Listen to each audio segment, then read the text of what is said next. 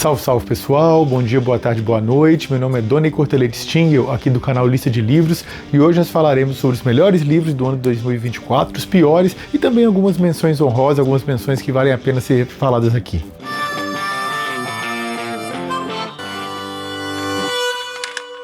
Bem, o ano de 2024 ele foi um ano de leituras muito prolíficas, assim, muito interessantes. Isso porque, como eu disse aqui no vídeo de metas de ficção aqui do início do ano, eu completei 40 anos, né, agora em 2024, e eu já tinha a ideia, já de muito tempo atrás, de reler alguns dos melhores livros que eu tinha lido ao longo da minha vida, especialmente antes da criação do blog Lista de Livros, que data do longínquo ano de 2007, né, hoje já faz muito tempo. E vários livros eu havia lido antes da criação, ali, vamos dizer assim, na adolescência, aquele período que o HD, vamos dizer assim, está um pouco mais vazio, né? Então as obras influenciam mais, tocam mais, né? Você fica um pouco mais sensibilizado. Na medida que vai acumulando uma quantidade maior de leituras, você vai vendo as coisas um pouquinho, vamos dizer assim, um freio de mão puxado, vamos dizer assim, né? Você ainda se impacta, mas parece que é um pouco menos.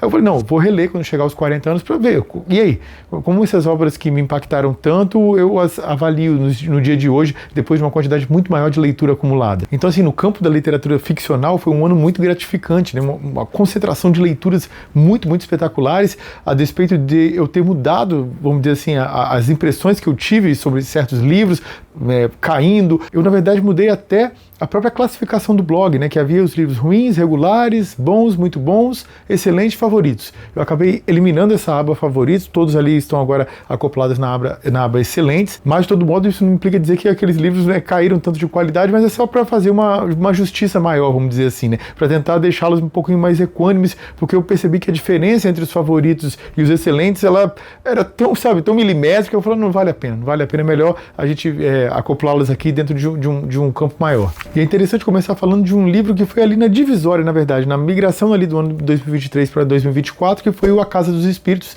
da Isabel Allende.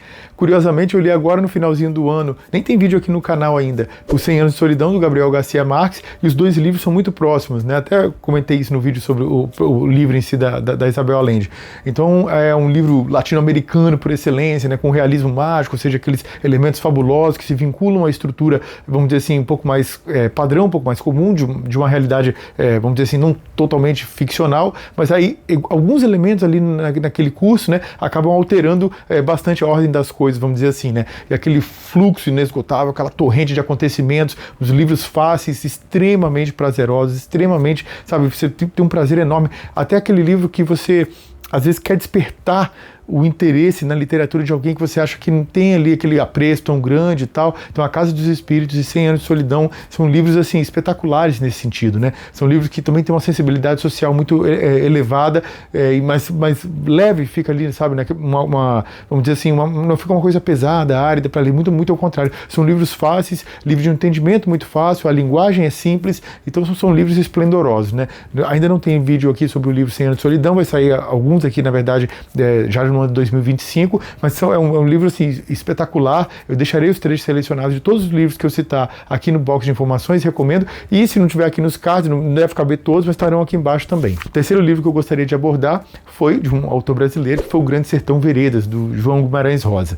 E esse é um livro que conta ali a história do sertão, né, de um grupo, na verdade, de jagunços do sertão. Há um personagem chamado Riobaldo, que vai contar ali a sua trajetória, a sua vida para um interlocutor mudo, né, que fica ali escutando, né? Na verdade não é bem contar, na verdade assim, a palavra correta seria fazer uma confissão, né? Ele está ali fazendo uma confissão da sua vida, o que ele fez, né?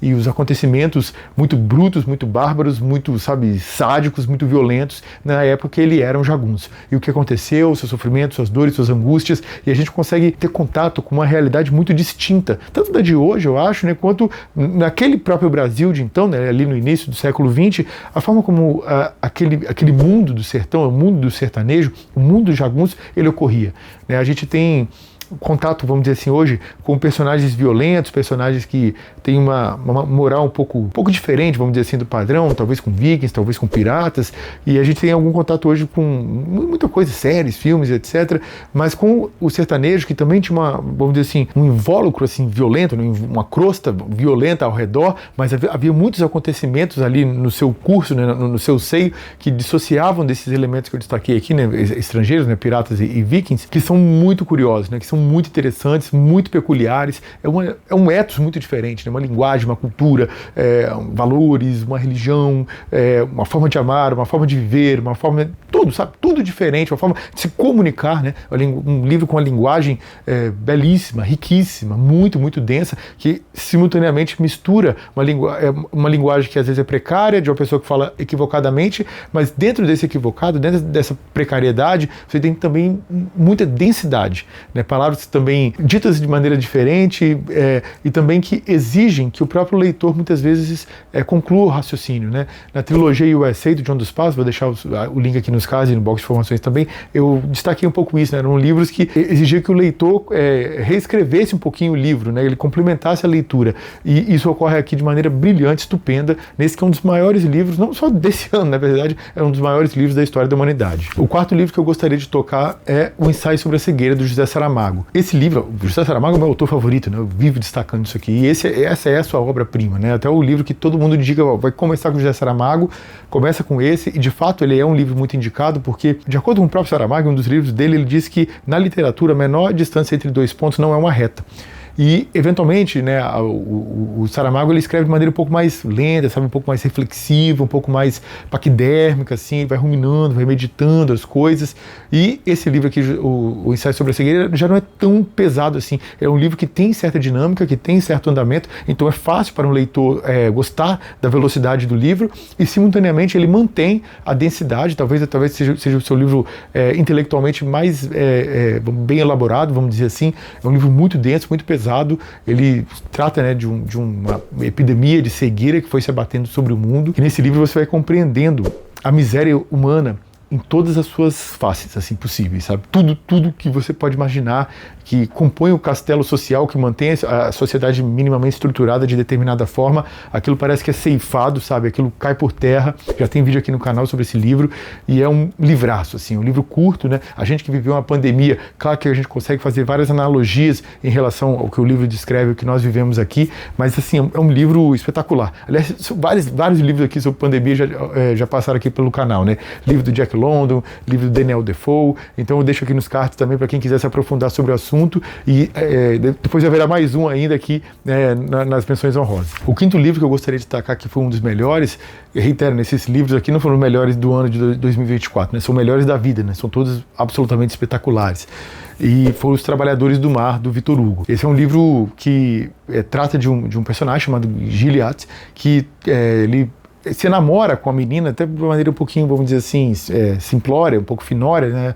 A menina faz um gesto muito simples e aquilo já basta para que, vamos dizer assim, um coração muito carente, um coração muito solitário, ele tem um apego por ela. E acaba ocorrendo uma tragédia comercial na vida dessa menina. O pai dela, quem trabalhava, sustentava a família, ele tem o seu barco, vamos dizer assim, basicamente perdido. Ele acaba ficando preso nos escolhos, né, em duas grandes pedras, ele fica travancado ali. E esse pai diz, se alguém conseguir recuperar o motor do meu navio, vai se casar com a minha filha. Esse cara era um cara de posses, ele era um cara relativamente abastado por conta desse navio que ele tinha, e o motor que era a parte, vamos dizer assim, mais cara, né? E era um motor que não se fabricava mais, não era, as linhas de montagem da época não eram bem, vamos dizer assim, muito bem desenvolvidas como é hoje, né? Como foi, aliás, depois do Fordismo. Não havia aquela reprodutibilidade técnica tão facilmente, aquela linha de montagem e tal. Estava ali começando aquilo que viria a se tornar a Revolução Industrial, então o desenvolvimento tecnológico está tateando ainda e tal. Então, o Gilliatt ele vai tentar recuperar, né, o motor desse navio para ter a mão da sua amada, né? E olha, é um livro muito sensível, muito bonito. Vamos dizer assim, que a gente lembra bastante do intercâmbio do homem e natureza, né? A forma como essa relação ela foi mais ou menos tumultuada conforme o tempo. E é um livro, nossa, muito, muito belo mesmo. Eu já li outros livros do Victor Hugo, nem foi o primeiro aqui no canal, já gravei aqui sobre o Diário de um Condenado.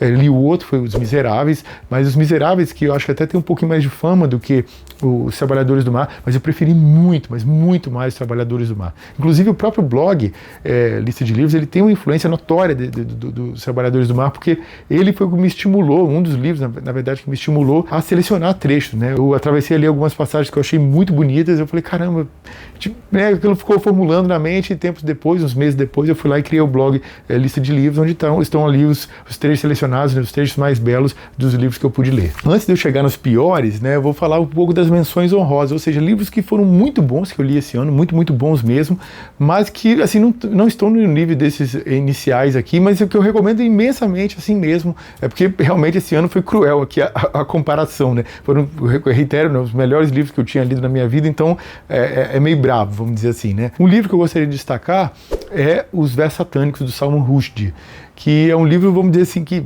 nossa, tantos problemas trouxe o autor, né, que foi perseguido, teve que se esconder, viveu muitos anos escondido, recentemente sofreu um atentado, né, tomou uma facada, acabou ficando cego de um olho, quase morreu mesmo. Eu tenho até uma biografia dele aqui, chamado Joseph Anton, que foi o nome que ele tinha nesse período que ele estava escondido, era um nome, né, fictício, né, e agora ele lançou até mais um livro chamado Faca. Então depois eu vou tratar um pouquinho sobre ele mais especificamente, mas o livro, no fim, e aí é curioso, é mais uma paródia, né? Uma paródia especialmente sobre o exilado, né? O indiano exilado na Inglaterra, tentando se adaptar, tentando viver, a forma como ele vai construir uma vida que não é a dele originalmente, né? Que vem de outro país, com outra cultura, outro modo de viver, de outra temperatura, outra religião, outro estilo, né, de vida, né? Outro ethos, né? E ali ele vai sofrer, e haverá personagem que tenta se adaptar, que tenta, vamos dizer assim, parecer mais inglês possível, outros que já estão ignorando completamente esse tipo de tentativa espúria, né, de não viver sua própria realidade, sua própria vida, seu próprio sangue, sua própria cultura.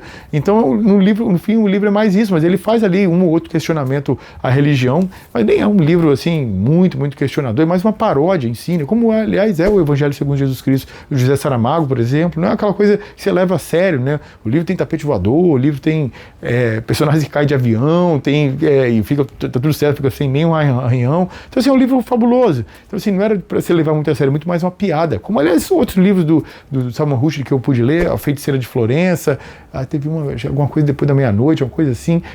Feiticeira de Florença até tem trechos selecionados aqui no blog. São livros cômicos, sabe? Mas trouxeram, vamos dizer, consequências muito lesivas ao autor, mas é um livraço, é um livro que eu recomendo imensamente. Outro livro que eu toquei aqui no assunto, que foi de pandemia, foi o A Peste, do Albert Camus, e um livro que trata de uma epidemia que aconteceu de peste mesmo, né, na cidade da Argélia. O Albert Camus era franco-argelino, né, nasceu propriamente na Argélia, e todas as consequências dessa transmissão dessa doença, né? Primeiro começam a morrer os ratos, depois aquilo passa para a cidade ela fica de fato em lockdown, né? Ela fica fechada mesmo, na verdade ela é isolada. As pessoas continuam com as suas rotinas cotidianas, mas com a cidade literalmente fechada, né? Ninguém podia entrar, ninguém podia sair, e é um livro também denso, bem escrito e com um final bastante dramático, assim como Os Trabalhadores do Mar também. Outro livro que eu gostaria de citar é A Sociedade Feudal, do Mark Bloch. É interessante porque vários livros de história aqui do canal eu não consegui detalhar o que havia no livro, porque são tantas informações, sabe, é uma quantidade tão absurda de acontecimentos, que como é que eu vou tratar aquilo, né, vamos dizer assim, detalhadamente, minuciosamente e tal, acaba que eu não consigo, né, extrapolou minhas energias, minhas forças, né. Então, por exemplo, O Tempo das Catedrais, de George Duby, meu livro favorito de história, nossa, espetacular, e eu não consegui, né, fiz mais ou menos um resuminho, assim, mas, sabe, muito singelo. Teve outro livro que foi o Dicionário Analítico do Ocidente Medieval, do Jacques Legoff, e aí esse dicionário tem um tema, né, e aí são lá 15 a 20 páginas por cada tema que os autores tratam, né. Aí eu fui fazendo uns resuminhos, assim, né, por áudio, falei, depois eu vou tentar fazer uma análise de cada capítulo, né.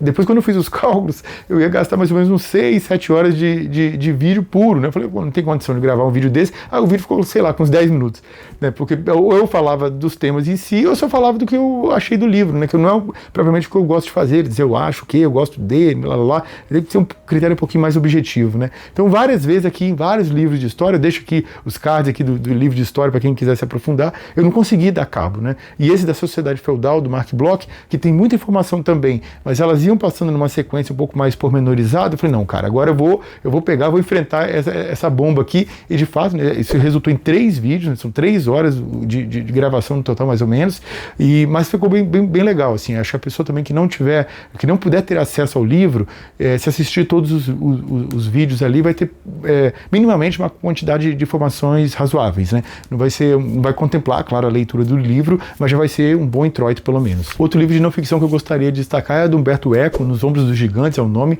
um livro muito legal. É interessante que quando, às vezes, os autores vão escrever um artigo científico, né? Então o artigo, ele é pesado, ele é denso, ele tem que ter informações muito precisas, mas ele não é normalmente, né? Os livros de não ficção, aliás, como um todo, não são normalmente de leitura tão prazerosas, sabe?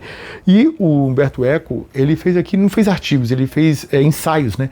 E o ensaio, o autor pode inserir coisas mais pessoais, ele não precisa ter aquele rigor acadêmico, sabe, tão estrito, ele pode baixar o freio de mão, sabe? Pode acelerar um pouquinho, e aí isso deixa a leitura muito prazerosa. Ele escreve remetendo a muitas informações muito díspares, com conhecimento, sabe, uma familiaridade, uma intelectualidade, né? Humberto Eco, como diz o Luiz Fernando Veríssimo, um daqueles italianos que leram tudo e sabem de tudo, né? Então, nossa, que livro delicioso, que livro, sabe, que você passa devorando as páginas. Você, apesar de ser um livro de não ficção, você lê muito, muito rápido. É um livro que eu também recomendo muito. Outro livro de ficção que eu gostaria de tratar é o livro Lobo da Steppe, do Hermann Hesse. Esse livro trata de um personagem chamado Harry Haller, que é um personagem atormentado, que está ali questionando a sua própria existência, questionando se vale a pena dar sequência com sua vida, com uma série de problemas, tanto interpessoais quanto problemas em relação à sociedade em si. Estava falando ali do período, né, antecedente à guerra, ele vendo a ascensão de movimentos de caráter fascista e sofrendo com aquilo, né? Então vai internalizando uma série de problemas. Foi um livro que me impactou muito quando eu li na minha adolescência.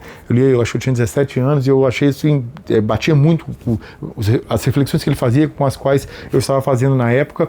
Ele voltou 2 casinhas, né, saiu do Favoritos, mas ainda assim é um livro muito bom, muito denso, e que, da mesma maneira que o ensaio sobre a cegueira também, eu acho que eu consegui passar aquilo que o livro queria dizer, né? Não é tão fácil, né? E às vezes, especialmente quando a gente gosta muito do livro, o ensaio sobre a cegueira foi um caso que, caramba, como é que eu vou conseguir enfatizar suficientemente em palavras o quanto esse livro é bom, sem que pareça um catequista, sabe? Sem que seja aquela coisa agressiva, aquela coisa um pouco, leia, seu idiota, se você não lê, você não sabe de nada, sempre sabe que sou pedante, assim, ou estrambótico demais.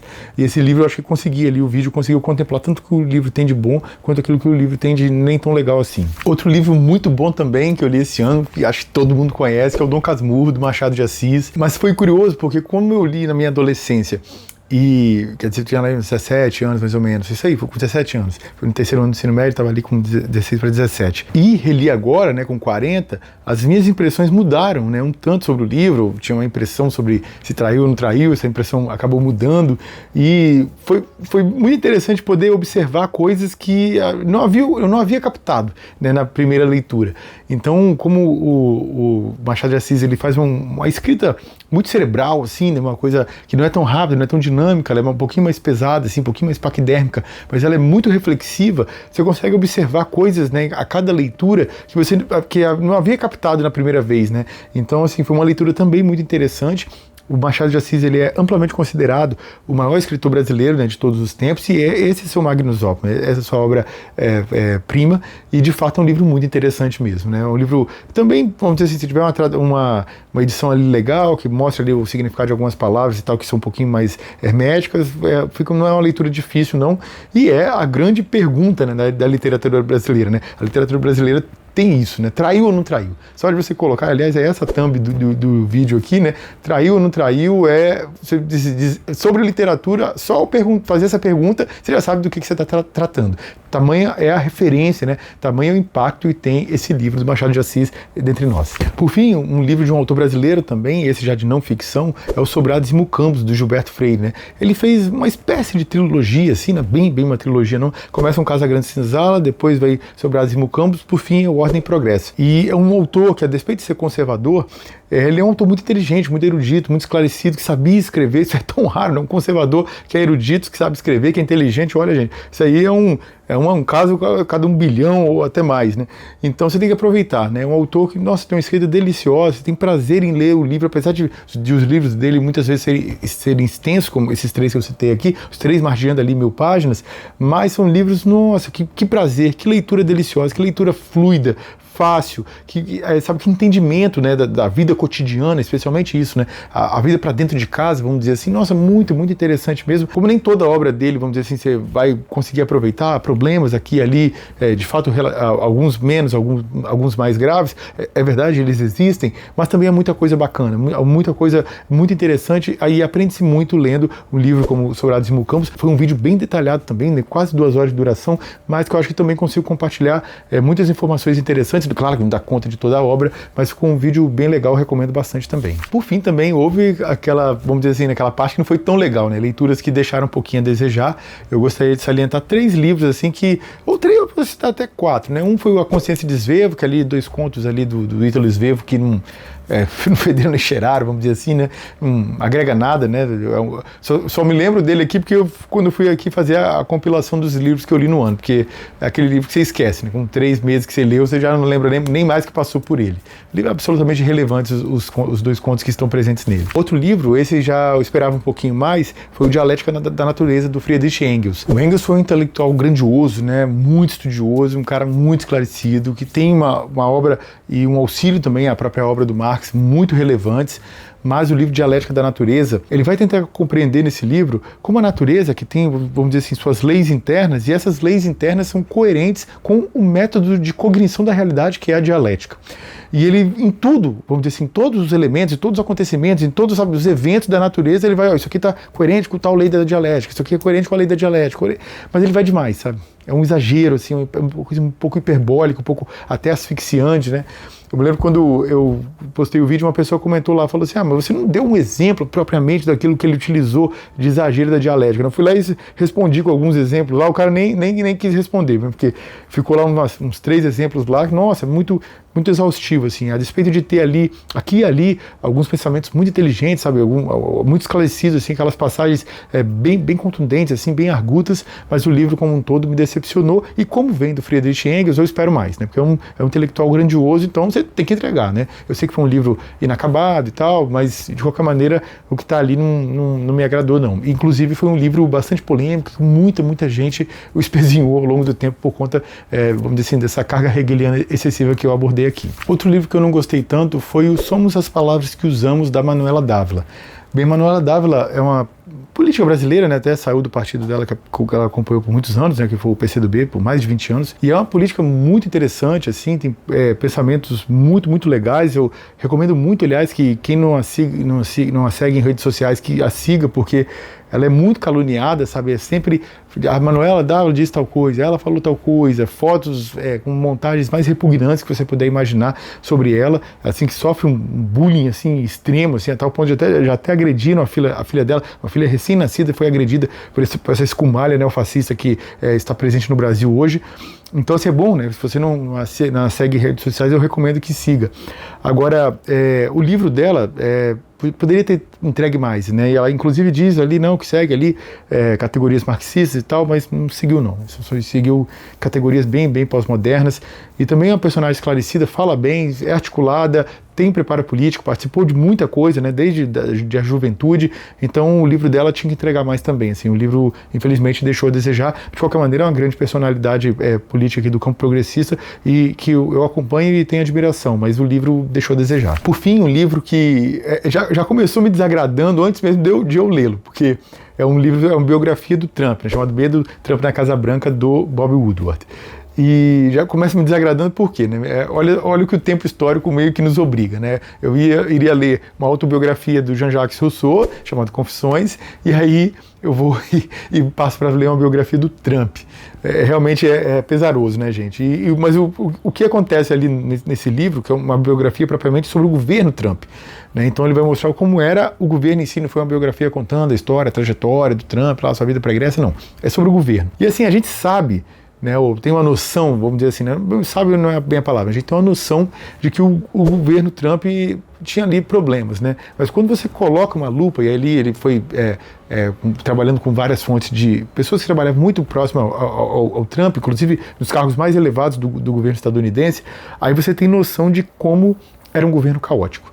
realmente é uma coisa assim inacreditável, né? O Trump não tinha raciocínio, completamente aleatório, ele nomeou algumas pessoas que tinham algum conhecimento sobre a administração pública que o refreavam, que escondiam documentos dele, porque ele queria assinar coisas aleatórias, não seguia a lei, não seguia aquilo que você vamos dizer assim, deve seguir, né?